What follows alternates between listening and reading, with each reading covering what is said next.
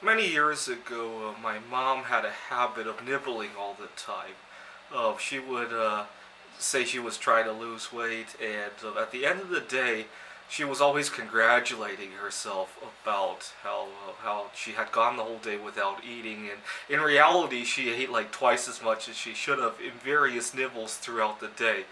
And which is, in a way, it's actually one of the worst ways to eat. One of the best ways to eat is probably to eat that one big meal in the day. But she would nibble all day and then congratulate herself that she hadn't eaten very much. Why is she not losing weight? What's wrong with her genes? And she would look at me and look at her mother, and neither of us had those genes. It wasn't the genes, it was the habit. And she would laugh about it. And what really stopped her was that one year we were reading about both she and I both were reading about various ingredients. I was already avoiding a lot of ingredients, but we were reading even more material on that. And she had to read her food labels, right? She would go, okay, blah, blah, blah, blah, blah, read the label. And a lot of those chemicals she didn't know, and so we would Google it. And the fact that we had to Google something, even if she would cheat and take whatever it was, the fact that we had to spend 5 minutes Googling something kind of extended the concept of that meal, right?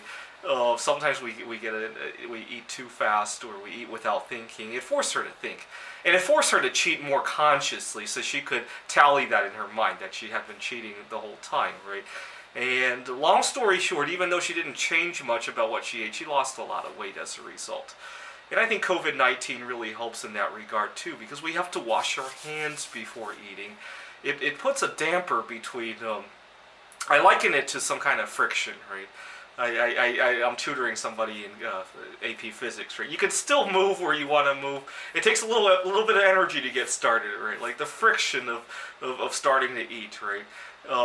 Once you're eating, if you have any friction to like kinetic friction of eating, that's even better, right? For me, kinetic friction is very hard. Static friction of eating is much easier to do. You just have to have something to do before you eat, like the COVID, right? Or like my mom reading the labels. And so that's very nice, right? Unfortunately, we live in a society where not eating seems to be harder than eating, right? We don't have to think in order to eat, right? I've traveled to other places around the world where a lot of people, it's the other way around, right? They actually have to think about food, right? They spend a good part of their income on food, right? The funny thing is, I go there and I binge eat, and if people give me a dirty look, they almost want to kill me sometimes. I encourage you to think about how you can introduce some friction into your meals. Thanks for watching.